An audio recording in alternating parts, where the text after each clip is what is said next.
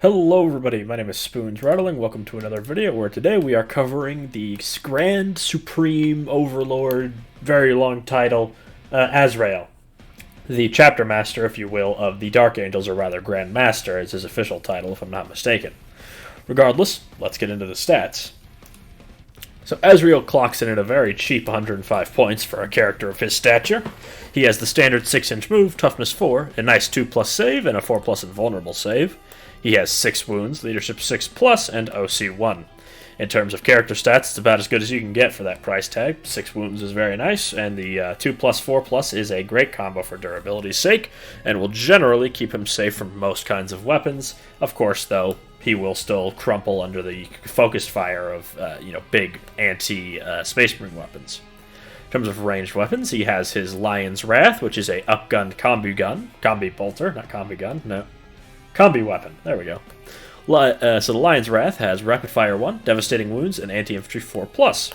He has 2 attacks, so 3 at half range. That is 24-inch range, like most Space Marine weapons are. Ballistic Skill 3+, Strength 8, AP 3, and Damage 2.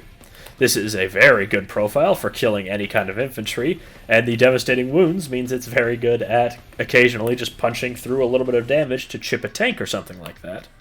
Then he's, of course, equipped with the Sword of Secrets, which is his big sword.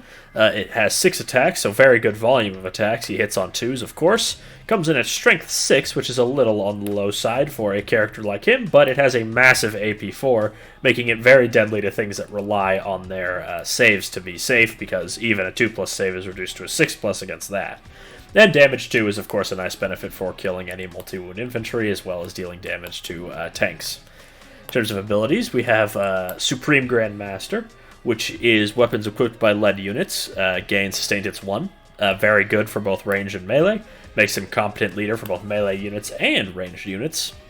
Then, of course, Master Tactician is where a lot of his value comes in by generating you a command point in your command phase. And then his very cool helmet, the Lion Helm, gives his unit a 4+ invulnerable save, and you can call the Watcher in the Dark once per battle to give you a 4+ field no pain against mortal wounds, which is very good against devastating wounds now that they're mortal wounds again, which patches up any defensive weaknesses a unit he can lead could really have. In total, for 105 points, it's hard to get something as flexible as this on a character body that has a lot of lead options. He can lead pretty much anything in Tacticus armor. Which is very good, obviously, because there's a lot of good units in Tacticus armor, especially in the Dark Angels. Let's get on to how I would best use him. A fun fact, actually, Azrael was the first Warhammer miniature I ever saw, his old metal model, back when he couldn't wear his helmet. But now that he can, I will be getting this guy and putting his helmet right on him. And in terms of his use, Azrael is as simple as a powerful unit can get. He generates you command points for free at the start of your command phase. He has a good gun, which is good for blasting away at range and makes him competent when he's leading ranged units. He gives them the sustained hits, which is a good buff for anything. That is a very big damage buff. And of course, he gives them a 4+ invulnerable save and the once per game mortal wound protection, which is very strong, especially since getting through an invulnerable save, devastating wounds, and mortal wounds are one of the best way to do that, and makes it very, very solid for protection against that, which could be a way to circumvent a lot of the durability buffs you could put on these guys. Really, he's at home with almost anything he can lead. I wouldn't recommend putting him in like Infernus Marines, as they don't really benefit from his buffs, but Assault Intercessors are cheap, and they can hit pretty hard. Inner Circle Companions hit really hard, and really love the 4+ invulnerable save he gives them. Blade Guard hit a little weaker, but are also an option if you'd prefer them with their re-rolls on saves or attacks. Then, of course, he's also right at home with the thematic Hell Blasters. Giving them sustained hits 1 is very powerful, and makes their plasma guns even more efficient against their intended targets.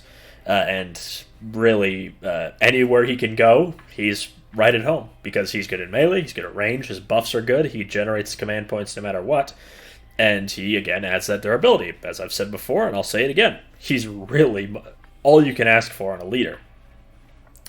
I can't really say much more about him other than, I mean, if you're going to bring a special character, just one special character, make it Azrael, because good lord, does he really increase your army's overall power.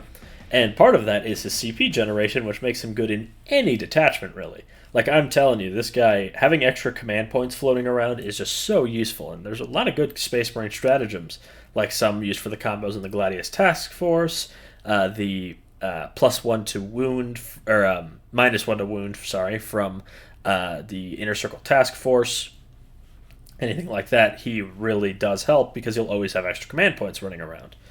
And especially in the era of big CP debuffs from characters like, say, the Brood Lord or the Archon, you're really going to want extra CP running around. Or, no, not the Brood Lord, the Swarm Lord. Sorry. Those Tyranids, they all, some of their names blend together a little too much. But the extra CP is going to be useful even if someone's not debuffing it, and it'll be essential if someone is debuffing your command points, because you're really going to need to make every command point count in those situations. In reality, I can't sing the praises of Azrael high enough. If you have a unit that needs good buffs, Azrael's the guy to bring. He's at home, sitting with some Hellblasters in the backfield while some other things go forward, and he's right at home leading the charge at the front of the army. Really, he's the jack of all trades, master of all. I guess the one thing you can't do is buff vehicles, but even then, with the extra CP, you can be giving more buffs to your vehicles through the fact that you have more command points going around. Regardless, Azrael is real good, and I really like his model. His model is awesome. His helmet is awesome. What's not to like? I've been Spoons of Rattling. I hope you enjoyed this video. Make sure to like, comment, and subscribe, and I'll see you all next time.